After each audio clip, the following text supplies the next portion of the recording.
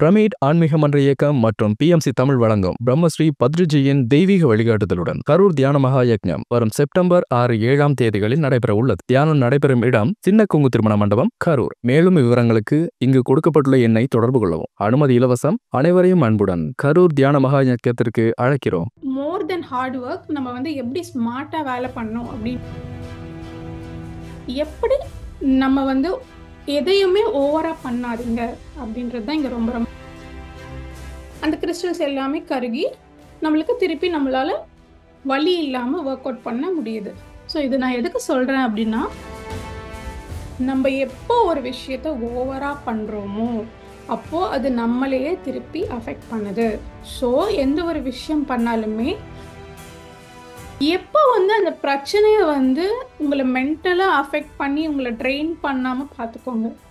அந்த பிரச்சனை மைண்டில் இருக்குது, பட் நீங்கள் ஒரு தெளிவோடு இருக்கீங்க, இது எப்படியாச்சும் நான் சொல்யூஷன் கண்டுபிடிக்கணும் அப்படின்ட்டு ஒரு உறுதியோடு இருந்தீங்கன்னா கண்டிப்பாக நம்மளுடைய ஆன்மா கிட்ட இருந்து நம்மளை இந்த மாதிரி நரகம் இருக்கும், நிறைய டார்ச்சர் இருக்கும், நம்ம எண்ணெயில் வறுத்துறாங்க, நம்மளை சித்திரவதை செய்கிறாங்க, இது எல்லாமே கூட ஆன்மீகமாக நான் ரொம்ப வளர்ச்சியும் அடையலே, எனக்குள்ள என்ன பிரச்சனை அப்படின்னு ஒருத்தர் கேட்கும்போது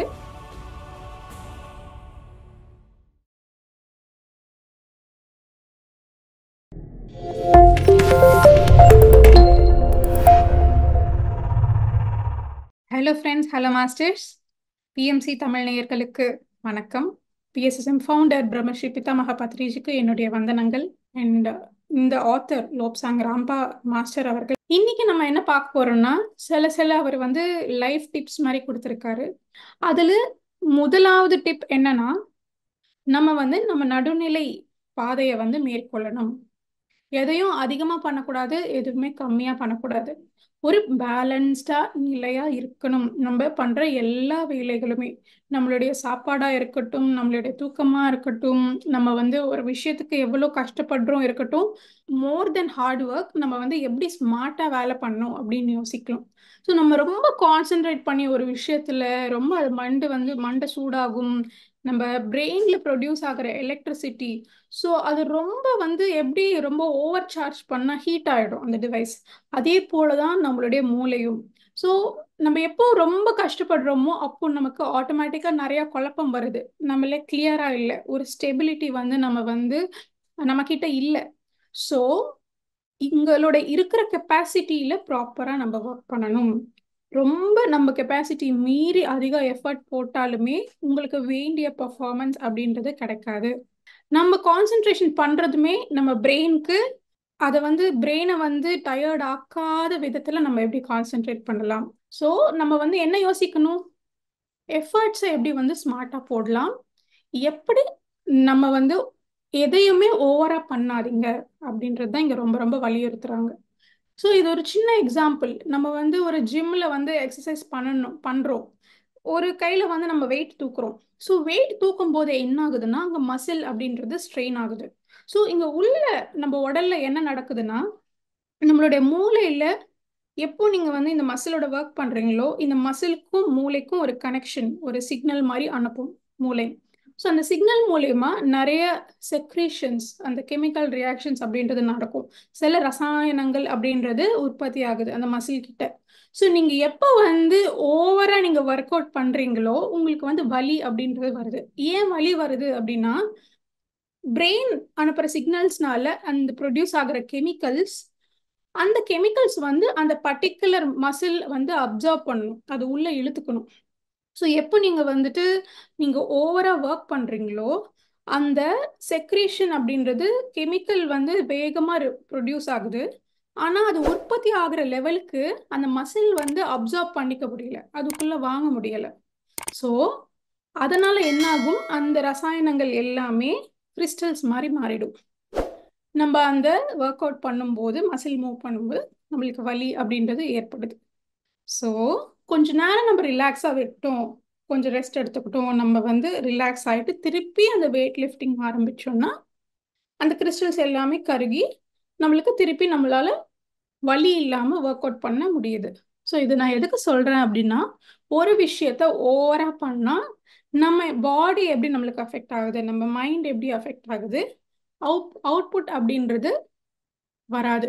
ஸோ எதுவுமே ஓவரா பண்ணீங்கன்னா, ஒரு கேட்ஜெட்டை ஓவரா யூஸ் பண்றீங்கன்னா என்ன ஆகும்? அது 10 வருஷம் வேலை செய்யற ஒரு விஷயம், கருவி வந்து 5 வருஷத்துலயே முடிஞ்சிடும் அதோட லைஃப். ஏன்னா நம்ம அதோட கெப்பாசிட்டிக்கு இல்லாம அதை ஸ்ட்ரெச் பண்ணி ரொம்ப யூஸ் பண்றோம். எப்படி ஒரு கருவிக்கு அது யதார்த்தமோ அதே மாதிரிதான் நமக்குமே அது ஒரு யதார்த்தம். நம்ம ரொம்ப ஒர்க் பண்றோம், ரொம்ப டயர்ட் ஆயிடுறோம்னா அந்த சோர்வுல இருந்து ஒரு கோபம் வரும். எல்லாருமே இதை அப்சர்வ் பண்ணியிருப்பீங்க. யாராச்சும் நீங்க ரொம்ப வேலை பார்த்துட்டீங்க, ரொம்ப ஸ்ட்ரெஸ் அவுட் பண்றீங்க, ஸோ அந்த டயர்ட்ல யாராச்சும் வந்து உங்களை சீண்டுனா இல்ல வேற ஏதாச்சும் பண்ணா தெரியாமலே அந்த சின்ன டக்குன்னு ட்ரிகராய் நம்ம கோவப்படுவோம். என்ன ஆகுதுன்னா உள்ள நம்ம டயர்ட் ஆகும்போது நம்மளுடைய பிரெயின் வந்து கரெக்டா அந்த எலக்ட்ரிசிட்டி ப்ராப்பரா ப்ரொடியூஸ் பண்ண முடியல. எப்போ எலக்ட்ரிசிட்டி ப்ராப்பரா ப்ரொடியூஸ் பண்ண முடியலையோ அந்த நெகட்டிவ் அண்ட் பாசிட்டிவ் சார்ஜ் அப்படின்ட்டு இருக்கும் மின்சாரத்துல. ஸோ பாசிட்டிவ் சார்ஜ் கம்மியாகி நெகட்டிவ் சார்ஜ் வந்து டாமினேட் பண்ணும். ஸோ இந்த நெகட்டிவ் சார்ஜ் வந்து டாமினேட் பண்றதுனால நமக்கு கோவம் அப்படின்றது ஆட்டோமேட்டிக்கா வருது. ஸோ இது எல்லாமே வந்து லாங் ரன்ல நம்மளை அஃபெக்ட் பண்ணக்கூடிய விஷயங்கள். இப்போ நான் கோவம் படுறேன் அப்படின்னு கேட்பீங்க, பட் உள்ளுக்குள்ளார ஒரு பெரிய ஃபேக்டரியே வேலை பண்ணிட்டு இருக்கு. ஸோ நம்ம ஒரு விஷயம் கோவப்படுறதுனால நம்ம வந்து அப்சர்வ் பண்ணணும் நம்ம வாழ்க்கையில எந்தெந்த விஷயத்துக்கு நம்ம கோவப்படுறோம், எந்த மாதிரி ஒரு பேட்டர்ன். ஏன்னா சில விஷயங்களை நீங்க பழக்கமா பண்ண பண்ண பண்ண உங்க மனம் வந்துட்டு அது பேட்டர்னா ஃபிக்ஸ் பண்ணி இந்த மாதிரி விஷயங்கள் நடந்தா நான் இந்த மாதிரி ரியாக்ட் ஆகணும் அப்படின்ட்டு உங்க மைண்டை ப்ரோக்ராம் பண்ணி அந்த பேட்டர்ன்லயே நீங்க கோவப்படுவீங்க. ஸோ அதே போலதான் நம்ம எப்போ ஒரு விஷயத்த ஓவரா பண்றோமோ அப்போ அது நம்மளையே திருப்பி அஃபெக்ட் பண்ணுது. ஸோ எந்த ஒரு விஷயம் பண்ணாலுமே ஸ்மார்ட்டா யோசிச்சு அளவோட பண்ணி அதுல ஒரு நேக் இருக்கும், கண்டிப்பா ஒரு டெக்னிக் இருக்கும். அது போல நாம நடந்துக்கணும். இப்போ நான் வந்து ஒருத்தர் வந்து ஒரு ஸ்டேஜ்ல ஸ்பீச் தராங்க, எங்கேயாச்சும் ஒரு ஒரு கான்செப்ட் சொல்றாங்க அப்படின்னா நம்ம எவ்வளோ கான்ஃபிடென்ட்டா எவ்வளோ கூலா இருக்கோமோ அவ்வளோ நல்லா அவுட்புட் வருது. ஸோ நம்ம எப்போ டென்ஷன் ஆகுறோமோ மொத்தம் எல்லாமே சொதப்பிடுறோம். அதே போலதான் ஒவ்வொரு விஷயம் பண்ணும்போது அதுக்கான நேக் என்ன, அதுக்கான டெக்னிக் என்ன அப்படின்ட்டு புரிஞ்சுக்கணும். அதே போல குஸ்தி சண்டை போடும்போது நம்மளுடைய ஸ்ட்ரென்த் விட அந்த நம்மளுடைய எதிரி ஆப்போசிட் பிளேயர் வந்து சண்டை போடுறாங்களோ அந்த ஆப்போனன்ட் பிளேயருடைய ஸ்ட்ரென்த் என்ன, அவங்களோட வீக்னஸ் என்னன்னு தெரிஞ்சாலே நம்ம இன்னும் சாமர்த்தியமா சண்டை போடலாம். ஏன்னா அவங்க அவ்வளோ வேகமா அட்டாக் பண்ணும்போது நம்ம கண்டிப்பா டிஃபெண்ட் பண்ணுவோம் அவங்கள.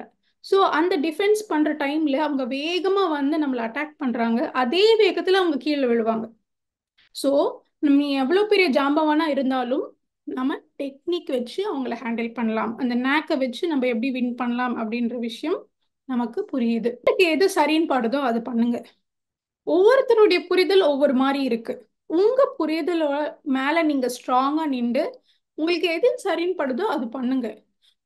ஒருத்தர் வந்து நீங்க வந்து மரியாதையா உயர்வா கருதுறீங்க அப்படின்ற ஒரு நோக்கத்துக்காக அவங்க என்ன சொன்னாலுமே அது உங்களுடைய அண்டர்ஸ்டாண்டிங்க்கு அது கிளாஷ் ஆனாலும் சரி ஓகே பிளைண்டா நம்ம ஃபாலோ பண்ணலாம் அப்படின்ற ஒரு விஷயம் மேற்கொள்ள வேண்டாம்.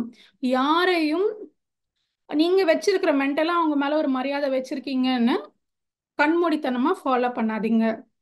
உங்களுடைய புரிதல் எது சரி, அவங்க மேலாவே இருக்கலாம், அவங்க உயர்வாவே இருக்கலாம், அவங்க புரிதல் நல்லாவே இருக்கலாம், பட் அது உங்களுக்கு சரின்னு படலைன்னா பண்ண வேண்டாம். ஒருத்தருக்கு வந்து ஒரே விஷயம் வந்து கிரீனா தெரியுது, ஆனா உங்களுக்கு அது வந்து சிவப்பா தெரியுதுன்னா அது நீங்க எந்த மாதிரி லைட்டிங்ல பாக்குறீங்க, நீங்க எந்த கிளாஸ் போட்டு பாக்குறீங்க, எந்த திரையில இருந்து பாக்குறீங்க அப்படின்றது உங்களை சார்ந்தது. ஸோ அவங்களுக்கு கிரீனா தெரிஞ்சது நமக்குமே கிரீனா தெரியணும் அப்படின்ற அவசியம் இல்லை. எந்த ஒரு ப்ராப்ளம்ல இருந்து எஸ்கேப் ஆக ட்ரை பண்ணாதீங்க. அந்த ப்ராப்ளம் என்ன அப்படின்ட்டு புரிஞ்சு அதுக்குள்ள ஆணி வேர்க்குள்ள போய் அது என்னன்னு சால்வ் பண்ண ட்ரை பண்ணலாம். நீங்க அந்த தப்பு இல்லைன்னா ஏதாவது ஒரு பிரச்சனை அப்படின்றத பொறுத்து நீங்க வந்து எவ்வளோ கில்ட்டியாகவும் ஃபீல் பண்ணலாம், எவ்வளோ அது தப்புன்ற ஒரு மனப்பான்மை உங்களுக்கு இருக்கலாம். பட் எந்த ஒரு இமோஷன் இருந்தாலுமே உங்களுக்குள்ள என்ன நடக்குது, எது உங்களை வந்து வருத்துது அப்படின்ட்டு நீங்க மட்டும்தான் புரிஞ்சுக்க முடியும். ஸோ நம்ம எப்போ தியானம் பண்றோமோ அந்த நியூட்ரல் ஸ்டேட் அப்படின்றதுக்குள்ள வரும். ஸோ அந்த நியூட்ரல் ஸ்டேட்ல நமக்கு ஆட்டோமேட்டிக்கா புரியுது. ஓகே, ஏன்னா நாமளே பார்த்துக்கிறோம். ஒரு தேர்ட் பர்சன் மாதிரி நம்மளுடைய ஆக்ஷன்ஸ் நாமளே பார்த்துட்டு எது சரி எது தவறு அப்படின்ற ஒரு தெளிவு கண்டிப்பா தியானம் மூலியமா நமக்கு கிடைக்குது. அதனால ப்ராப்ளம்ஸ்ல இருந்து எஸ்கேப் ஆகாதீங்க. எந்த பிரச்சனை வந்தாலுமே அதுக்கு டைரக்டா துணிவோட ஃபேஸ் பண்ணி அதோட ஆணி வேருக்கு போய் அது எதுக்கு நம்ம அதுக்கு பயப்படுறோம், எதுக்கு நம்மளை அதை அஃபெக்ட் பண்ணுது அப்படின்ட்டு கிளியரா புரிஞ்சு அதை டீல் பண்ண ஆரம்பிக்கணும். எப்போ அந்த பிரச்சனையை உங்களை மென்டலா அஃபெக்ட் பண்ணி உங்களை ட்ரெயின் பண்ணாம பார்த்துக்கோங்க. அந்த பிரச்சனை மைண்ட்ல இருக்கு, பட் நீங்க ஒரு தெளிவோட இருக்கீங்க, இது எப்படியாச்சும் நான் சொல்யூஷன் கண்டுபிடிக்கணும் அப்படின்ட்டு ஒரு உறுதியோட இருந்தீங்கன்னா கண்டிப்பா நம்மளுடைய ஆன்மா கிட்ட இருந்து சந்தேசம் அப்படின்றது வரும், சிக்னல்ஸ் வரும், மெசேஜஸ் வரும். ஏன்னா ஆன்மா என்றது நம்மளை விட மெச்சூர்டான ஒரு விஷயம், அதுக்கு எல்லாமே தெரியும். அந்த சந்தேகங்கள் மூலமா நம்ம பிரச்சனையை நாமளே ஈஸியா சால்வ் பண்ணிக்கலாம். ஆன்மீகம் அப்படின்றது ஒரு ஆனந்தமான ஒரு விஷயம், சந்தோஷமான ஒரு விஷயம். நம்ம இந்த மதத்திலையும் சரி என்ன மாதிரி ஒரு ட்ரீட்மெண்ட் கொடுத்து வச்சிருக்காங்கன்னா, கடவுள்னா பயப்படணும், நம்மளுக்கு தண்டனை இருக்கும், சித்திரவதை இருக்கும், இந்த மாதிரி பயம்பூத்துற விஷயங்களே நிறைய நம்ம மதத்துல ஊட்டியிருக்காங்க.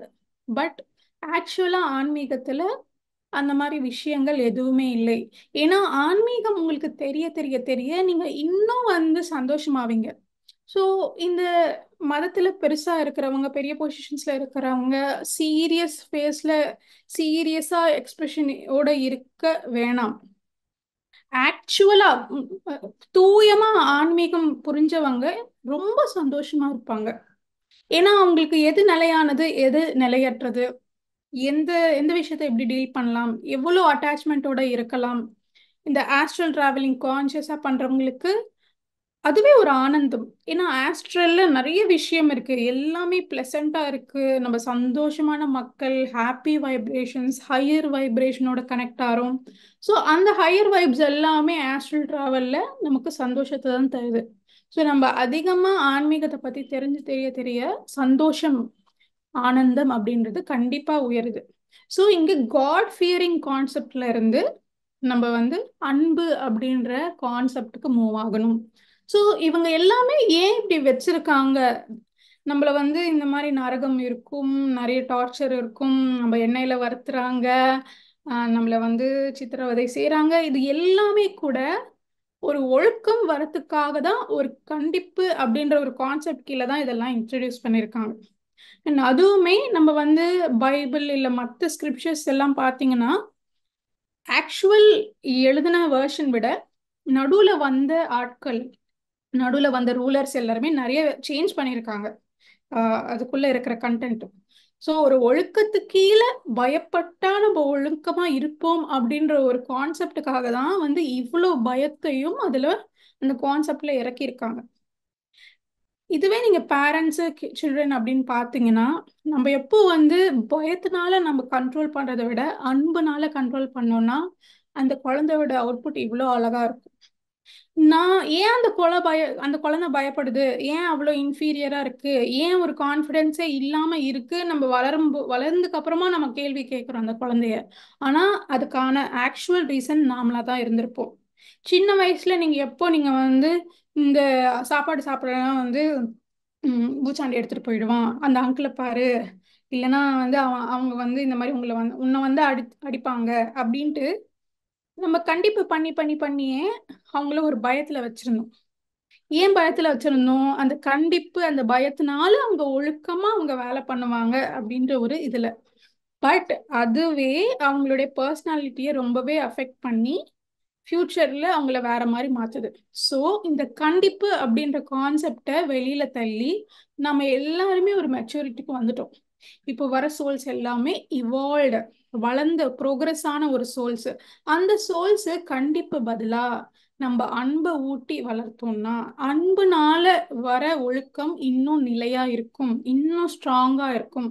அவங்கள பர்சனாலிட்டியா எவ்வளோ கரேஜியஸ் ஆக்கும், தைரியமா அவங்க எது வேணா ஃபேஸ் பண்ணுவாங்க. ஸோ அந்த தைரியம் முதல்ல நம்ம வந்து நாம கொடுக்கணும்.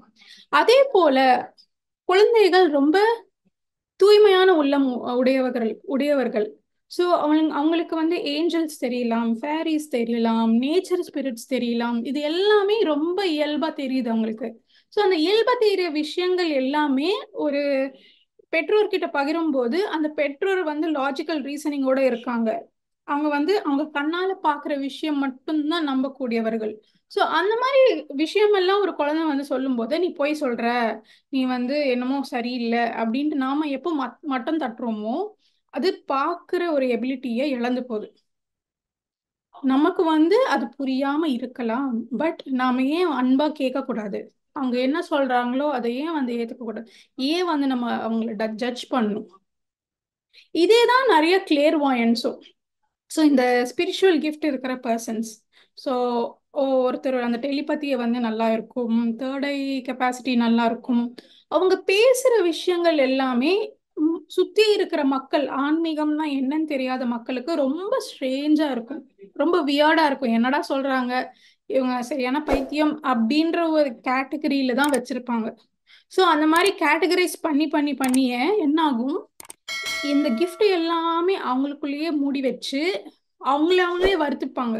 ஒரு ஒரு கேட்டகிரி, இது வந்து நான் நம்பலாமா நம்பலையா, நான் வந்து சம்திங் டிஃப்ரெண்டா இருக்கேன், எனக்குள்ள ஏதோ பிரச்சனை இருக்குன்னு இன்ஃபீரியாரிட்டி காம்ப்ளெக்ஸ்ல தவிக்கிற சில பேர் இருக்காங்க. சில பேர் வந்து யார்கிட்டயுமே எதுவுமே பகிராம அவங்க என்ன அனுபவிக்கிறாங்களோ அவங்களுக்குள்ளேயே வச்சுப்பாங்க. ஸோ இது எல்லாமே கிளியர்வாயன்ஸ், நேச்சுரல் ஸ்பிரிச்சுவல் பவர்ஸ் உள்ள பீப்புள் தவிக்கிற ஒரு விஷயம்தான். ஆன்மீகம்ன்றது சீரியஸான ஒரு விஷயமே இல்லை. நம்ம இன்னும் இன்னும் ஆனந்தத்தை தான் அடையிறோம். அண்ட் அந்த ஃபியர் கான்செப்ட்ல இருந்து வெளியில வரலாம். எந்த ஒரு கடவுளும் பயம்பூத்துற ஒரு ஆள் இல்லை, மிரட்டுற ஒரு ஆள் இல்லை, நம்மளை சித்திரவதை பண்ற ஆள் இல்லை. அது கிளியரா புரிஞ்சுக்கணும். அங்க மேல ஆஸ்ட்ரல் மாஸ்டர்ஸ் எல்லாருமே மென்டர்ஸ், நம்மள அட்வைஸ் பண்றவங்க, தோலை தட்டி சரி ஓகே நம்ம நெக்ஸ்ட் டைம் பார்த்துக்கலாம் அப்படின்ட்டு என்கரேஜ் பண்ற பீப்புள். அங்க யாருமே வந்து நம்ம எவ்வளவு தப்புன்னு சொல்லிட்டு நம்மளை நாம வந்து ஒரு தாழ்மை உணர்ச்சியில நம்மளை நாமே ஜட்ஜ் பண்ணிப்போம், நம்மளை நாமளே ஹர்ட் பண்ணிப்போம் நிறைய இடத்துல. பட் நீங்க எவ்வளோ ரொம்ப உங்களுடைய நடவடிக்கை சரியில்லை, உங்க குணமே சரியில்லைனாலும் மேல உலகத்துல உங்களுக்கு திருப்பி திருப்பி சான்ஸ் கொடுக்கப்படுது. நீங்க 2 லைஃப் டைம்ல கத்துக்கிறது நீங்க 10 லைஃப் டைம்ல கத்துக்க போறீங்க. ஜஸ்ட் அந்த ஒரு டிலே மட்டும்தான் இருக்கே தவிர வேற எதுவும் இல்லை. அங்க யாரும் உங்களை போட்டு வறுக்க போறது இல்லை. All are friendly people. Because அவங்க எல்லாருமே கூட இங்க ஒரு காலத்துல வந்து வாழ்க்கைய வாழ்ந்தவங்க தான். ஸோ இங்க வந்தா வந்து அந்த மெமரி லாஸ் அப்படின்றது இருக்கும். அது ஒரு மாயை, அந்த இல்யூஷன், மனதுனால எல்லாமே கட்டுப்படப்படுது. ஸோ அந்த மனம் இருக்கிறதுனால நிறைய சத்தியம் அப்படின்றது புலப்படாது. ஸோ அந்த மாதிரியா இருக்கும் அப்படின்ட்டு தெரியும் அவங்களுக்கு. ஸோ எல்லாருமே கருணை பாவத்தோட இருக்கிறவங்க. அதே போல இந்த ஒரு புக்ல பயத்தை பத்தி நிறைய பேசியிருக்காங்க. ஸோ பயம்தான் ஆஸ்ட்ரல் டிராவல் அப்படின்ற விஷயத்தையே தடுக்குது. ஆனா இந்த பயத்துக்கான காரணம் என்ன? ஸோ வந்து நம்ம கேட்கலாம், எனக்கு வந்து பெருசா பயம் எதுவும் இருக்கிற மாதிரி தெரியல, பட் ஆன்மீகமா நான் வந்து ரொம்ப வளர்ச்சியும் அடையலே, எனக்குள்ள என்ன பிரச்சனை அப்படின்னு ஒருத்தர் கேட்கும்போது, நீ வந்து பயப்படலை நார்மலா, அது கரெக்ட் தான். பட் உன்னுடைய சப்கான்ஷியஸ்ல எத்தனை பயங்கள் இருக்கு அப்படின்றது சப்கான்ஷியஸ்க்கு மட்டும்தான் தெரியும். ஏன்னா கான்ஷியஸ் மைண்ட் வந்து வெறும் 10% தான். நம்மளுடைய ஆழ்மனம், சப்கான்ஷியஸ் தான் 90%. ஸோ அந்த 90% அப்படின்றது நமக்கு தெரியாத ஒரு விஷயம். ஸோ ஏன் நம்ம வந்து ஒரு ஸ்வபாவத்தோட இருக்கோம், நம்ம ஏன் நம்மளோட குணம் ஏன் இப்படி இருக்கு, நம்ம ஏன் சில விஷயத்துக்கு பயப்படுறோம், சில விஷயம் பண்ண நம்ம ஏன் தயங்குறோம், நம்ம ஏன் உறுதியா இல்லை, இது எல்லாத்துக்குமே காரணம் நம்மளுடைய பயங்கள். அந்த பயங்கள் வந்து இதுதான் பயம்னு தெளிவா இந்த மனதுக்கு தெரியறனாலும் ஆழ் மனதுல அது எல்லாமே இருக்கு. நீங்க ஒரு சைக்காலஜிஸ்ட் கிட்ட போயிட்டு ஒரு தெரப்பி செஷன் எடுத்தீங்கன்னா உங்களுடைய டிரான்ஸ்குள்ள போயிட்டு அந்த சப்கான்ஷியஸ்ல உங்களுக்கு என்னெல்லாம் நடந்துச்சு ஒவ்வொன்றா வெளியில வரும்.